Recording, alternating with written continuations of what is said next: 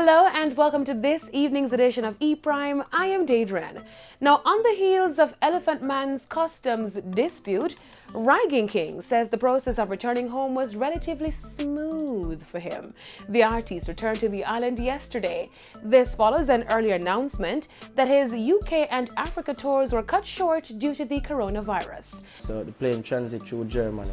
Anyways, that they on my paper, so them say Rygin King step aside. I say alright, we step aside with them. We comply to what them say.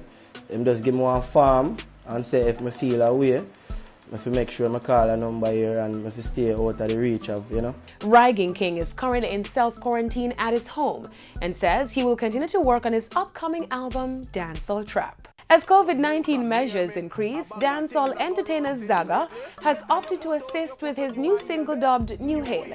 The artist released the single New Hail, which instructs persons to use their feet when greeting. Speaking with E-Prime, Zaga shared the inspiration for the track. Music is like the news.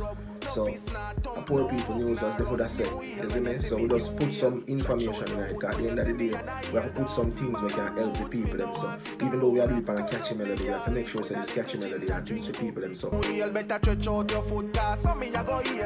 Now, dancehall artist Alkaline, through his Alkaline Foundation, donated cleaning agents and disinfectant to the Maxfield Park Children's Home yesterday. Alkaline's manager noted in a statement that while the home is presently on lockdown, this is the first step in making a difference and hopes that all Jamaicans will pull together to combat the spread of the COVID-19 virus.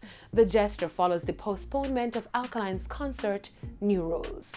That's it for this evening's edition of E-Prime. I am Daedran. Thank you for watching.